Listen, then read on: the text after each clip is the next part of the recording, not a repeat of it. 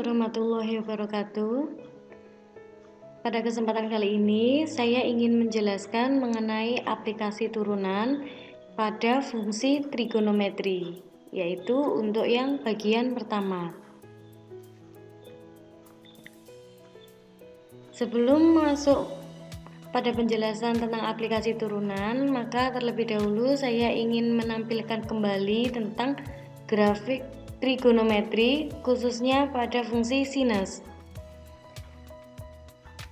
Di kelas 10 sudah pernah diajarkan bagaimana cara untuk membuat grafik fungsi sinus, kosinus, dan juga tangen, serta grafik-grafik fungsi yang lain. Jadi di sini saya hanya ingin menampilkan grafik fungsi sinus dengan bantuan pembuatan tabel yang berisi sudut-sudut istimewa dari sudut 0 derajat hingga sudut 360 derajat. Kemudian dari tabel-tabel ini nanti diubah pada diagram kartesiusnya.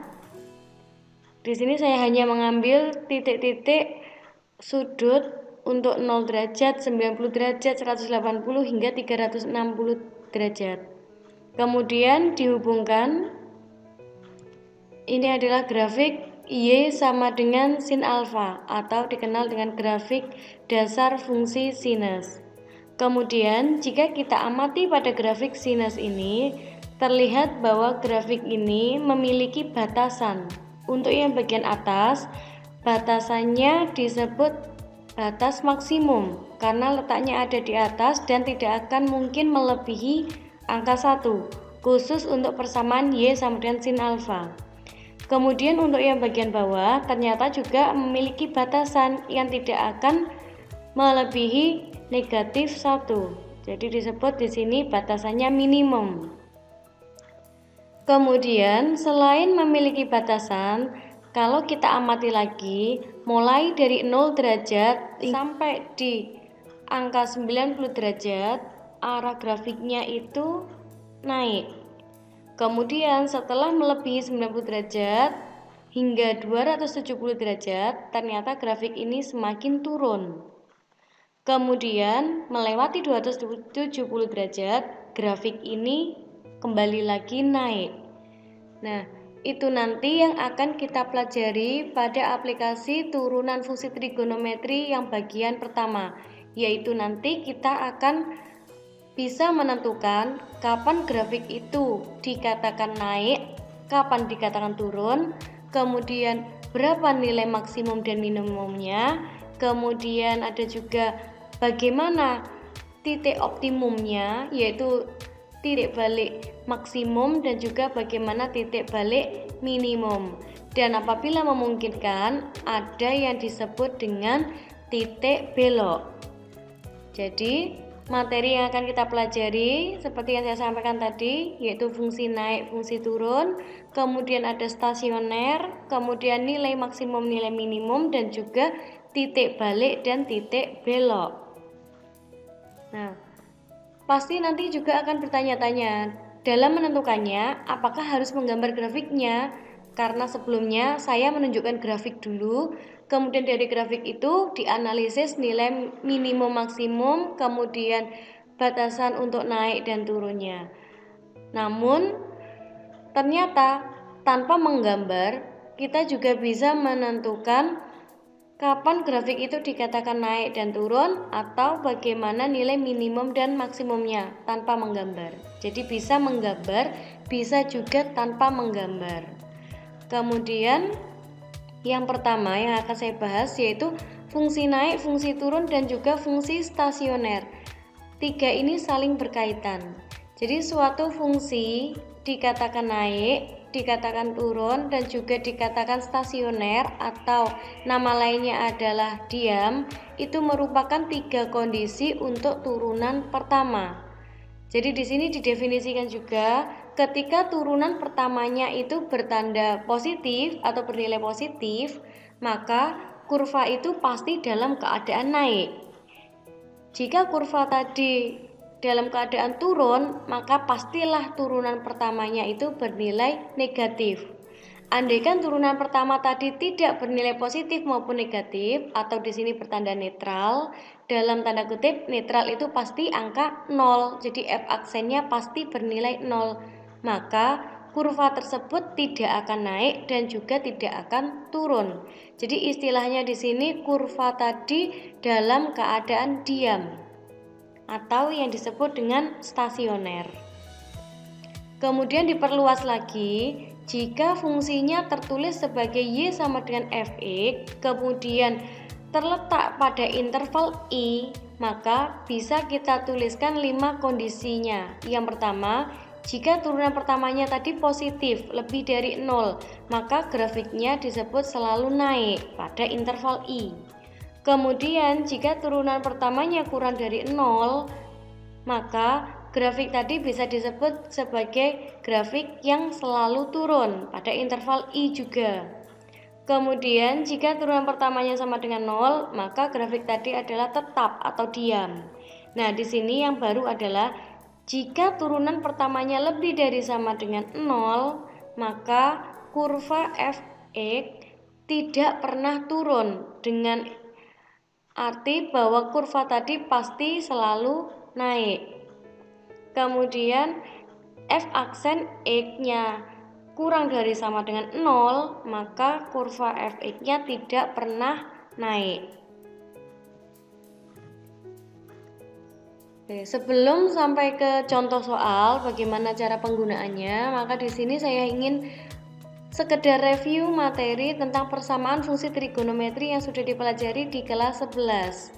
Jadi di sini untuk persamaan fungsi trigonometri wajib bisa, karena nantinya dalam menyelesaikan soal untuk menentukan nilai minimum dan maksimum, kita pasti akan menggunakan konsep persamaan fungsi trigonometri. Yang pertama yaitu untuk persamaan sinus. Jika sin X sama dengan sin alfa, maka untuk menentukan nilai X-nya bisa dengan cara alfa ditambah K kali 360, atau di sini bisa 180 min alfa ditambah K kali 360. Kemudian untuk persamaan kosinusnya, di sini cos X sama dengan cos alfa, maka mencari nilai X-nya dengan cara plus minus alfa ditambah K kali 360. Jadi alfanya nanti tertulis 2 kali, satunya alfa, satunya negatif alfa. Kemudian yang ketiga yaitu persamaan tangen.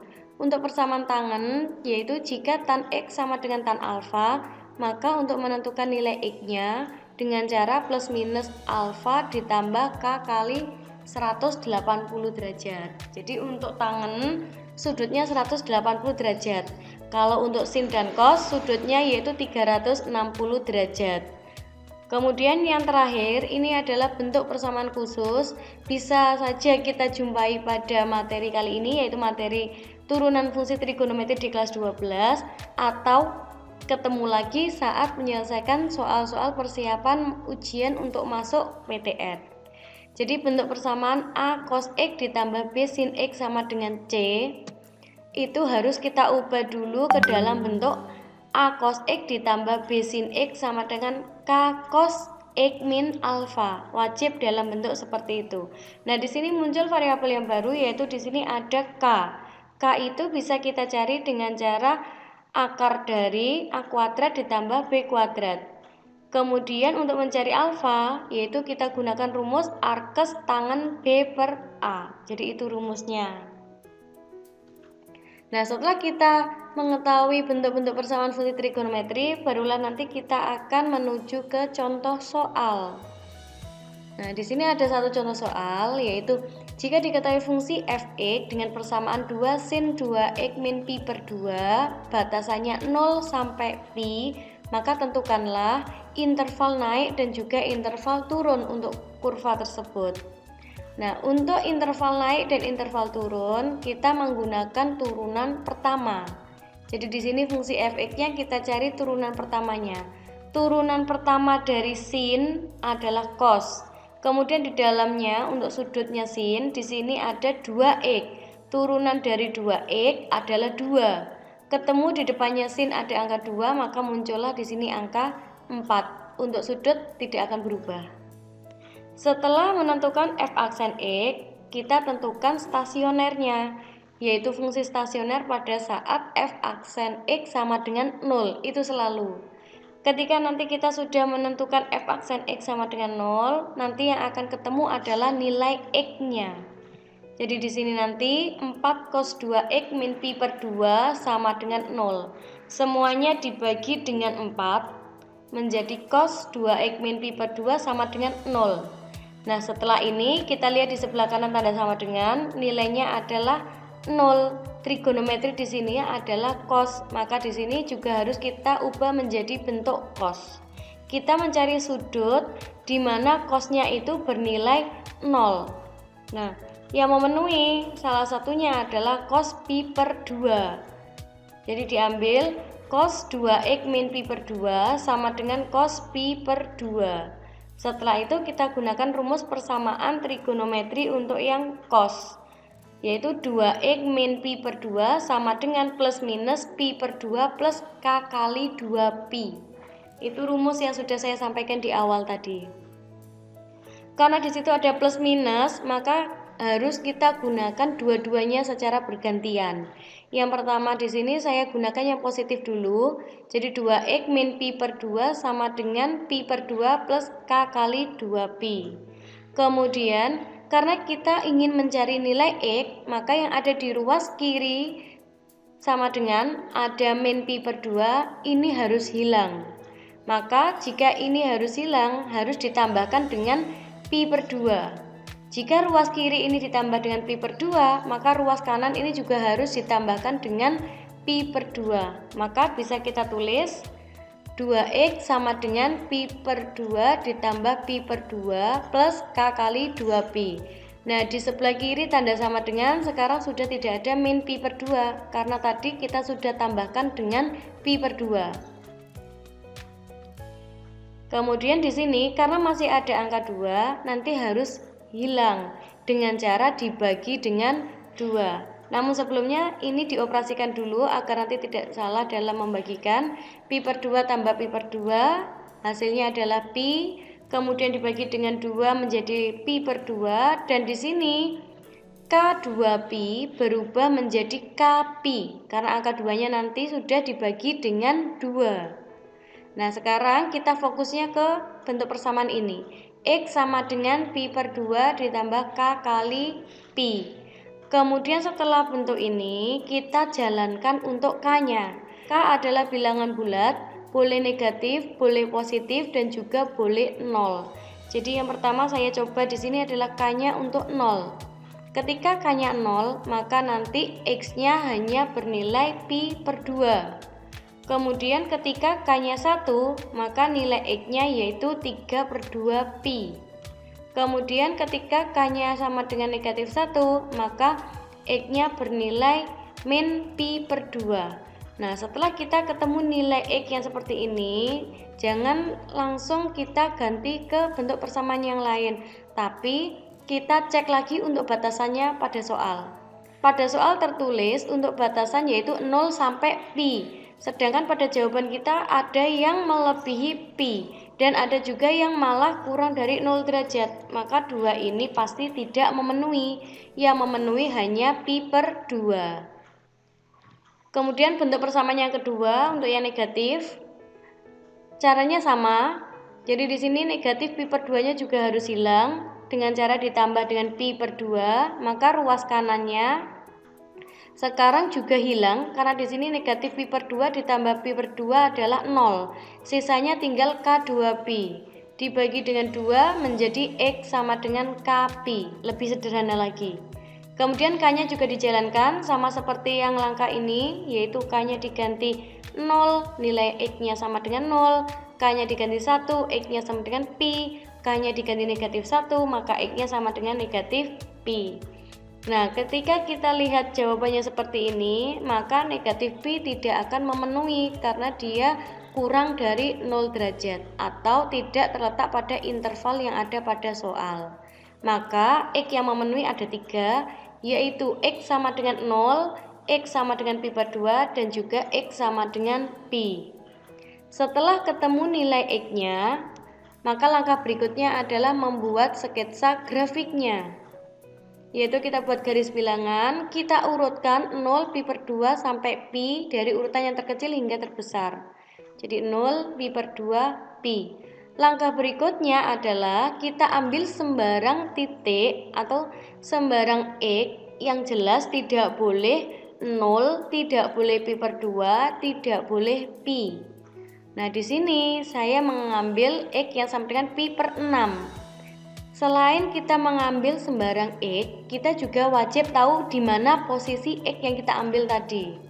Karena di sini yang saya ambil adalah X sama dengan pi per 6. Pi per 6 itu letaknya ada di antara 0 sampai pi per 2, maka nanti di sini adalah letak pi per 6. Tidak usah ditulis di sini pi per 6. Kemudian X yang sama dengan pi per 6 ini kita substitusikan ke dalam bentuk persamaan f aksen X. Jadi X-nya diganti pi per 6 masuk ke dalam turunan pertamanya, yaitu nanti menjadi 4 cos min pi per 6. Nah, min pi per 6 itu berarti sudutnya pi per 6 tapi di kuadran 4. Berhubung di kuadran 4 itu cosnya positif, maka nilainya tetap setengah akar 3. Tinggal kalikan dengan 4, ketemunya 2 akar 3. Yang terpenting di sini bukanlah angka 2 per 3-nya, tapi yang penting hanya tanda plus dan min pada angka tadi. Ternyata ketika kita hitung 2 per 3-nya bernilai positif, maka letak pi per 6 itu ada tanda positif.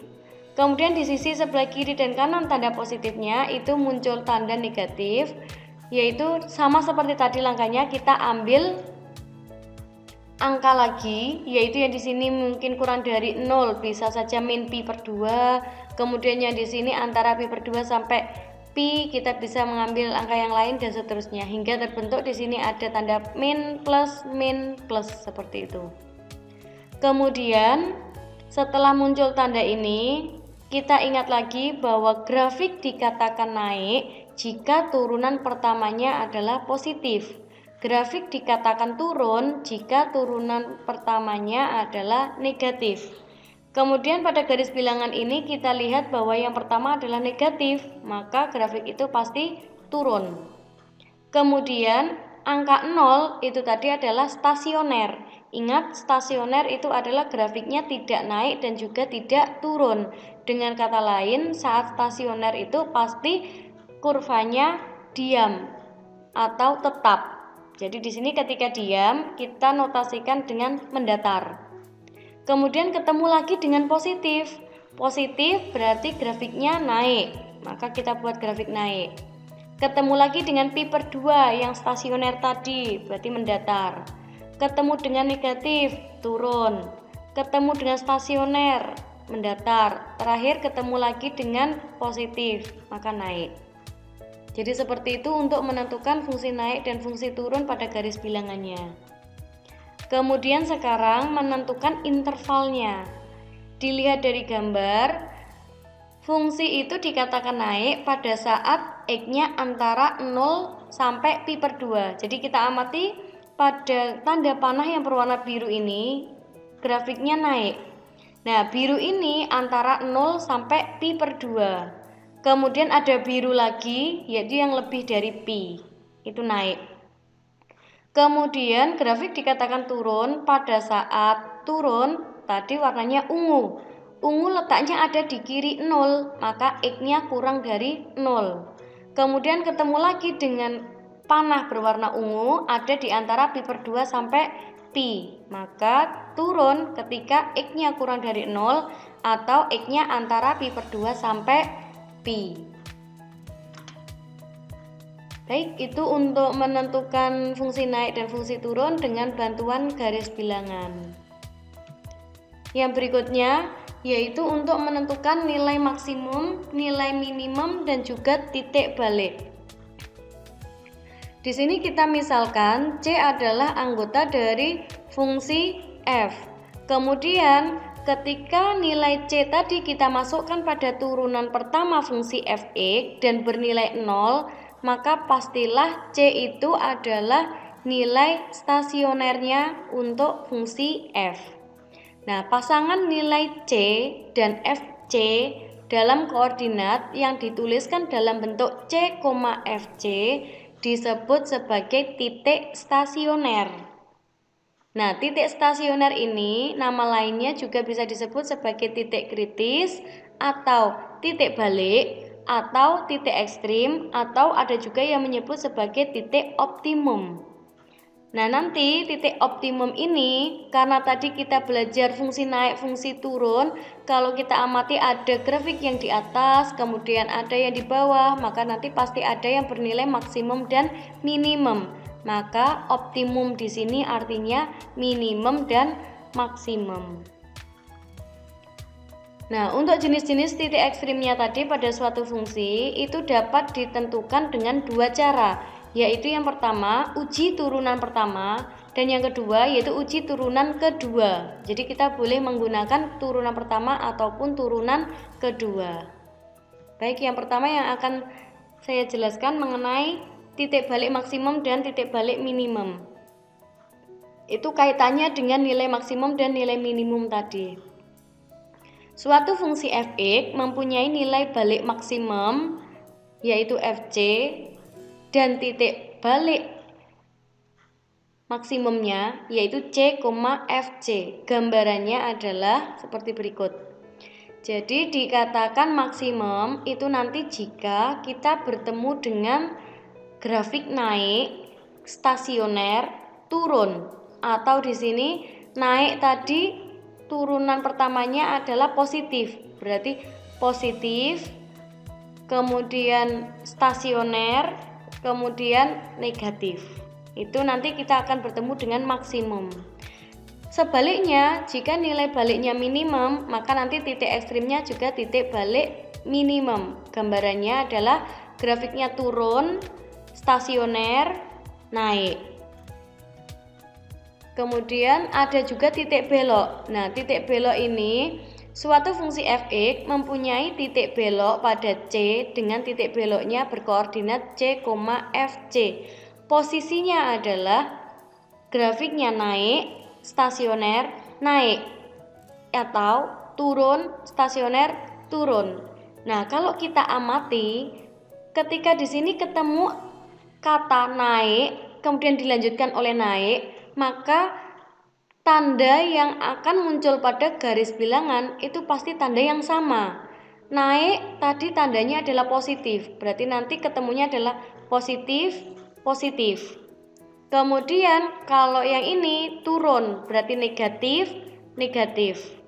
Jadi khusus untuk yang titik belok nanti tandanya akan sama.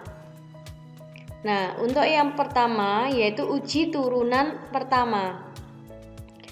Jika f aksen C sama dengan 0, maka fc adalah nilai stasioner fungsi f pada saat x sama dengan C. Nanti di sini nilai dari stasioner itu bisa saja nilai balik maksimum, nilai balik minimum, atau titik belok. Nah, untuk jenis-jenis stasionernya bergantung pada tanda positif untuk f aksen x. Yang pertama, jika fx-nya itu berganti tanda dari positif menjadi negatif, maka memiliki nilai balik maksimum seperti gambar yang sudah saya sajikan di awal. Jadi positif 0, kemudian negatif. Positif tadi naik, berarti naik, stasioner, turun, maka pasti akan memiliki nilai balik maksimum. Sebaliknya, jika bertanda mulai dari negatif menjadi positif melalui 0, yaitu negatif, 0, positif, maka nanti titik baliknya adalah minimum. Nah, kemudian jika fx-nya mempunyai titik belok pada saat C, maka f aksen x-nya tidak akan berganti tanda saat melalui 0. Pengertiannya yaitu tandanya tetap plus 0 plus atau min 0 min. Pasti nanti memiliki titik belok. Jika tandanya bergantian antara positif dan negatif, maka kurva tadi tidak memiliki titik belok. Sebagai contoh, yang pertama, Diketahui fungsi fx sama dengan 2 sin 2x min pi per 2 untuk batasan intervalnya 0 sampai pi. Maka tentukanlah yang pertama nilai maksimum dan minimum, yang kedua titik balik maksimum dan minimum, yang ketiga adalah titik belok jika ada. Yang pertama, ini soal seperti yang awal tadi. Jadi yang pertama yaitu tentukan dulu stasionernya atau f aksen sama dengan 0. Langkahnya sama seperti yang sudah saya jelaskan di awal. Ketemu di sini x-nya sama dengan pi per 2, x-nya sama dengan 0, dan juga x-nya sama dengan pi.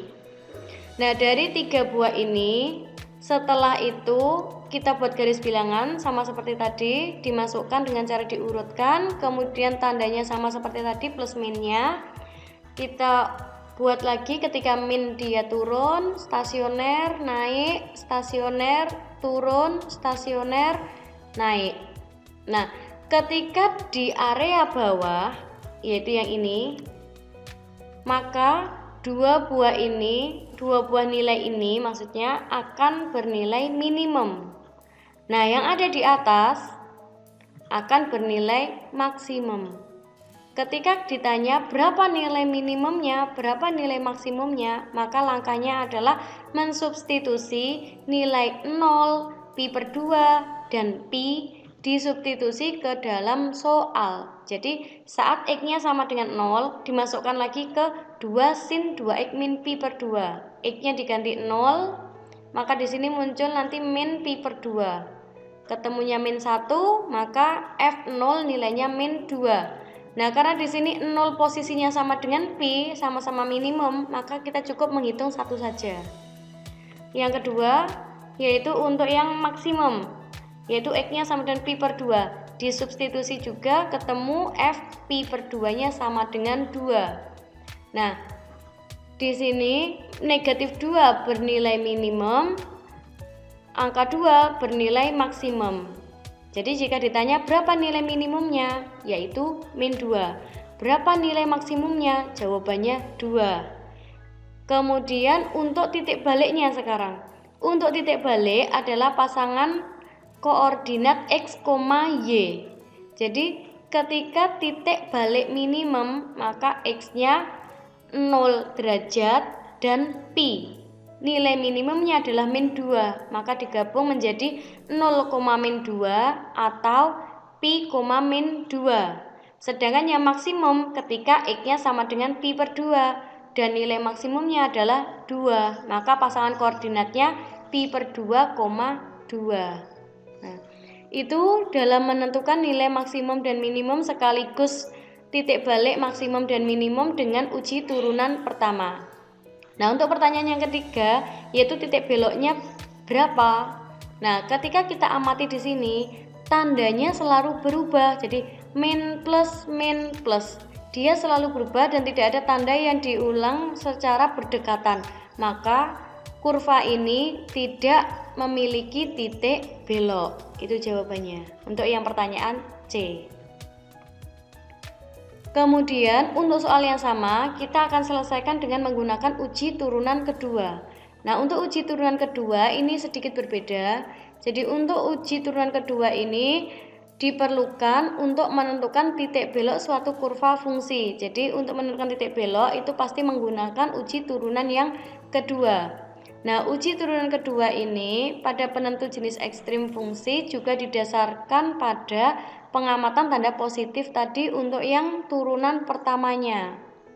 Nah, jika f aksen x-nya itu sama dengan 0, maka uji turunan kedua diperlukan untuk fungsi polinomial yang berderajat 3 ataupun lebih.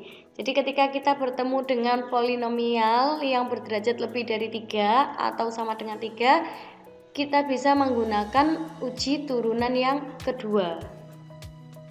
Nah, untuk uji turunan kedua juga ada kondisi-kondisi tertentu. Jadi di sini misalkan fungsi f itu kontinu pada interval i, maka nilai-nilai stasionernya yang pertama yaitu jika turunan keduanya saat c-nya dimasukkan ke dalam turunan keduanya itu bernilai positif, maka dia pasti nanti memiliki titik balik minimum.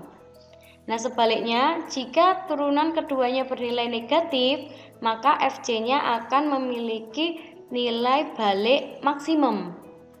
Nah, ketika turunan keduanya tadi bernilai 0, maka nilai ekstrim fungsi bukan nilai ekstrim fungsi.